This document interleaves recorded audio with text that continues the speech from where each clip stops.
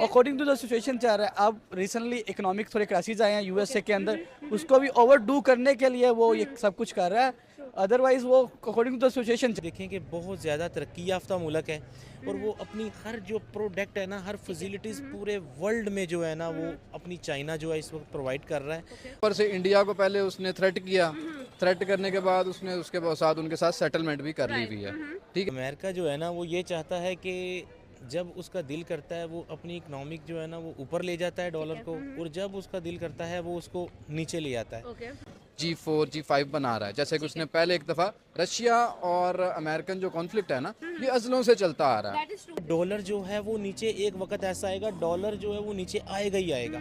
अभी चाहे डॉलर जितनी मर्जी मजीद सतह पे चले जाए, लेकिन ये इंडिया पाकिस्तान के साथ अच्छा नहीं करता, क्योंकि इंडिया ने तो पाकिस्तान से गुजर के सेंट्रल एशिया जाना है। सेंट्रल एशिया की क्या कहते हैं मार्केट को हिट करना, यूरोप की मार्केट को हिट करना है। यानी कि करेंसी शिफ्ट होने वाला एक बहुत बड़ा चेंज। जी जी बहुत बड़ा चेंज होगा और ये होगा इंशाल्लाह लाजमी। अस्सलाम वालेकुम Pakistan, this is your host Aamna Adil and you are watching my YouTube channel. बात करेंगे रिसेंटली यूएस की तरफ से भाई C5 का एक कोलैबोरेशन सामने आया है।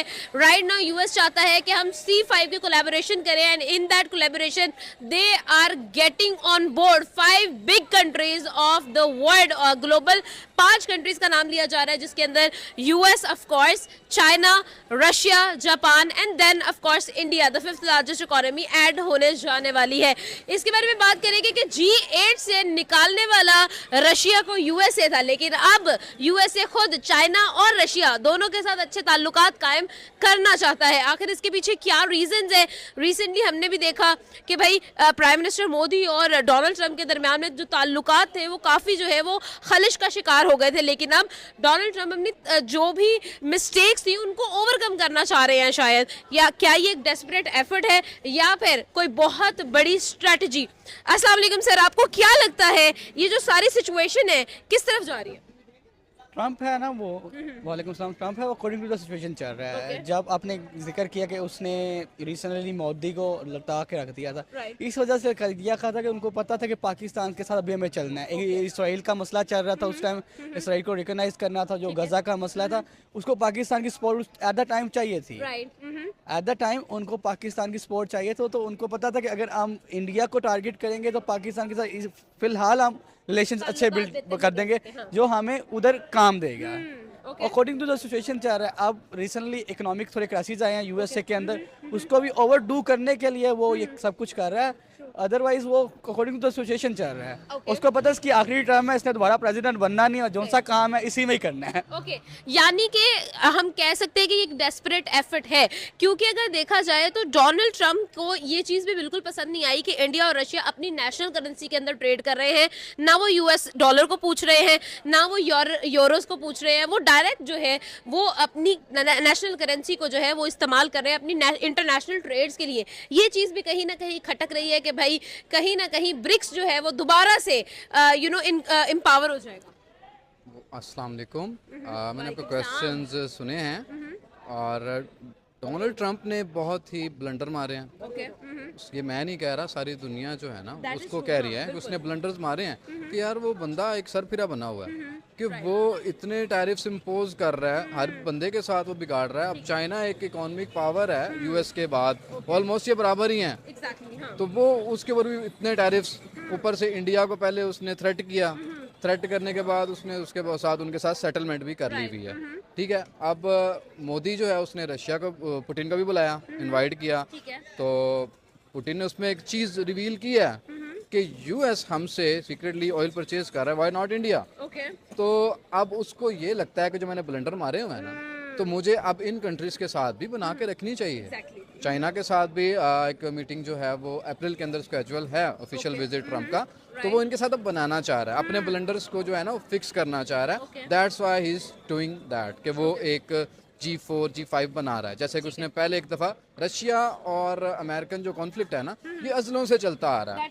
जब से उसने रशियन एम्पायर को ब्रेक किया था ना, सोवियत यूनियन को उसने ब्रेक किया था ना, तो वो तब से इनकी कॉन्फ्लिक्ट्स चल रही हैं। और उसके अलावा आप देख लें कि वो ट्रम्प जो है ना किसी कंपनी सॉरी किसी कंट्री को ना सॉवरेंट नहीं रहना वो चाहता, देखता नहीं देख सकता है कोई कंट्री अपने खुद अपने फैसले करे। वो कहते जी मेरे से लेके चलो, मुझे अपना पिता मानो। हाँ, बिल्कुल ऐसे बिल्कुल है। तो वो अब चाह रहा है कि मैं इनके साथ ही बना के रखूं और ये ना हो कि मेरे कहीं जो ब्लंडर कहीं ऐसे ना मार दूं कि ये कहीं मेरे ऊपर हावी ना हो जाए। ये मिलके जो ब्रिक्स की आपने बात की उसने वो एक निकल रही थी, अभी वो निकली नहीं है, लॉन्च नहीं हुई। तो ट्रम्प साहब जो हैं वो उनके रात की नींदें उड़ गई थी। उसने जी कहा, उसने क्या थ्रेट किया कि भाईजान अगर आप इसको बंद नहीं करेंगे तो there will be consequences. That's why उन्होंने खत्म कर दिया अपना वो सीन ही, सारा प्लान ही। So my conclusion is that he's doing this because he wants to go along with them now. बिल्कुल। अच्छा, यहाँ पर अगर हम लोग रशिया, इंडिया और चाइना के बढ़ते हुए ताल्लुकात की अगर बात करते हैं तो यूएस के अंदर भी खुलकर इसके बारे में बात हो रही है और डोनाल्ड ट्रंप को ब्लेम किया जा रहा है। सर ने जिस तरह से बात की कि वाकई में उन्होंने जो ब्लंडर किए हैं, अब यूएस के लोग भी उस चीज़ को जो है वो कंसीडर कर रहे हैं। अभी रिसेंटली एक लॉ मेकर जो कि फीमेल थी, उन्होंने एक पोस्टर शाया किया अपनी कॉन्फ्रेंस के दौरान और उन्होंने वो फोटो दिखाई जिसके अंदर पुतिन और मोदी एक ही गाड़ी में ट्रैवल कर रहे हैं इंडिया के अंदर। आपको क्या लगता है कि वाकई में इस वक्त यूएस को ही नहीं बल्कि यूएस डॉलर को भी खतरा है कि वो भी कहीं जो है ना वो डिमोलिश ना हो जाए? आपने ना पहले जियोग्राफिकली सिचुएशन देखनी है। अमेरिका अगर देखा जाए तो सेंट्रल एशिया से बहुत दूर है, एशिया से बहुत दूर है, अफ्रीका से बहुत दूर है एंड यूरोप से। और चाइना एक दुनिया की सबसे बड़ी इकोनॉमिक है इस time in the term of the man power. अब चाइना के पास अगर एक चाइना चीज़ 10 रुपए की बनाता है तो उसको पहुंचाने में 1 रुपया 2 रुपये लगते हैं किसी कंट्रीज के अंदर। और अगर अमेरिका बनाता है उसको बहुत ज़्यादा खर्चा करना पड़ता है क्योंकि उसको दरिया के रास्ते आना पड़ता है। That's why we build the CPEC जिसके थ्रू उन्होंने क्या कहते हैं सेंट्रल एशिया को हिट करना था। और सेंट्रल एशिया के अंदर किसी जगह पे समुंदर नहीं लगता। बिल्कुल ऐसे फिर चाइना की इकोनॉमिक भी स्ट्रांग होनी थी, रशिया भी स्ट्रांग होना था, पाकिस्तान ने भी स्ट्रांग होना था। और इन केस अगर इंडिया पाकिस्तान के साथ अच्छा नहीं करता, क्योंकि इंडिया ने तो पाकिस्तान से गुजर के सेंट्रल एशिया जाना है, सेंट्रल एशिया की क्या कहते हैं मार्केट को हिट करना है, यूरोप की मार्केट को हिट करना है। और इसका सबसे बड़ा एलिमेंट है अफगानिस्तान में अमन। सही है। जिसने भी गुजरना है अफगानिस्तान से गुजर के जाना है। अगर अफगानिस्तान में अमन हो गया, इसलिए तो अमेरिका नहीं चाहता कि अफगानिस्तान में अमन आ जाए। अगर अमन आ गया तो सबसे बड़ा बेनिफिशियरी इसका चाइना होगा। चाइना उसकी ज़मीन को इस्तेमाल करेगा उधर हिट करने के लिए, क्या कहते हैं सेंट्रल एशिया यूरोप वाली साइड पर। और it will be make a very difficulty for the American companies, American industry. तो दूसरा वो इसलिए आपको क्या लगता है कि वाकई में अमेरिका इस वक्त ये फील कर रहा है कि हमारा जो होल्ड है सेंट्रल एशिया में वो इस वक्त जो है ना वो कहीं ना कहीं कॉम्प्रोमाइज हो रहा है? अमेरिका ने ताइवान का रास्ता इख्तियार किया, या फिर अगर हम लोग बात करें तो अफगानिस्तान पर भी हम लोगों ने देखा कि उनकी एयर बेसिस हमें नजर आई।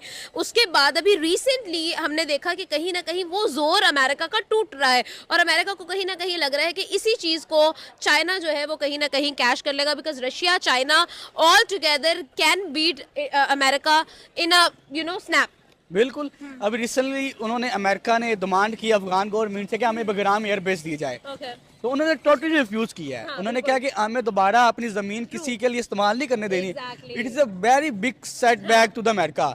अमेरिका चाहता है कि हम इधर एशिया में बहुत ही पोलाइटली इंडिया को ऑफर भी किया है बगराम का। हाँ, बगराम का आप आए, ओवरटेक करें, इन्वेस्ट करें। और बड़े रिसेंटली इंडिया का न्यू दिल्ली पे उनका फॉरेन मिनिस्टर गया हुआ था अफगानिस्तान का। They have the very good conversation during that time. हाँ, तो ये एक चीज़ है कि अगर हमें आगे निकलना है तो यहाँ पे अमन आना ज़रूरी है। और अमेरिका कभी भी नहीं चाहेगा कि अफगानिस्तान में अमन आए। और अमेरिका कभी भी नहीं चाहेगा रशिया और यूक्रेन की जंग खत्म हो, क्योंकि रशिया के साथ एक इलाका है Crimea. Crimea is a wide इलाका है जहाँ से क्या कहते हैं इनको गर्म पानी लगता है रशिया को।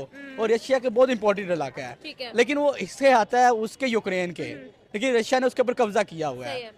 और क्रीमिया के जो लोग हैं वो रशिया को सपोर्ट करते हैं, लेकिन वो जियोग्राफिकली वो उनकी मलकियत है यूक्रेन की। उनको पता है कि अमेरिका के पास कि अगर फुली कंट्रोल आ गया क्रीमिया का इनके पास, रशिया के पास, और रशिया बहुत ज़्यादा ग्रोथ कर जाएगा क्योंकि उनको वहाँ से समुंदर लगता है गर्म। ठीक है। अच्छा, लास्ट क्वेश्चन करेंगे, सम अप करेंगे कॉन्वर्सेशन को। ये जो सारी सिचुएशन हम लोग देख रहे हैं, अगर हम लोग ग्लोबली बात करें तो क्या यूएस की जो राइट नाउ डेस्परेट एफर्ट्स है, क्या इस चीज़ की इंडिकेशन है कि कहीं ना कहीं यूएस पर क्राइसिस आने का अंदेशा है? और यही चीज़ इस चीज़ को भी इंडिकेट कर रही है कि भाई यहाँ पर एक करेंसी का जो शिफ्ट है वो भी आने वाला है। आपने खुद ही अपने सवाल में जवाब दे दिया है कि डेस्परेशन जो है ना उसकी वजह यही है कि उनको प्रोबेबिलिटी नज़र आ रही है कि हमारा जो यूएस डॉलर ब्रिक्स ओवरटेक कर सकता है, यूएस डॉलर जो है वो डिमोलिश हो सकता है। पिछले दिनों में जब गोल्ड ऊपर गया था तो यूएस को लाले पड़ गए थे कि ये क्या हो रहा है। तो ये सारी चीज़ें देख के ना तो उनके इकोनॉमिक क्राइसिस उन पे आए हुए हैं। उनका जो मीडिया है ना वो शो नहीं करवाता। इवन उनके जो अंदर बंदे जो सिविलियंस है ना वो भी नहीं शो करवाते क्योंकि उनको गवर्नमेंट अगर कोई अनएम्प्लॉयड है ना उसको वो अनएम्प्लॉयमेंट जो पे करी जा रहे हैं कि यार ये बंदा हमारा चुप रहे, ये सेटर है, ये डेस्परेट होकर बाहर आके एहतजाज ना करे।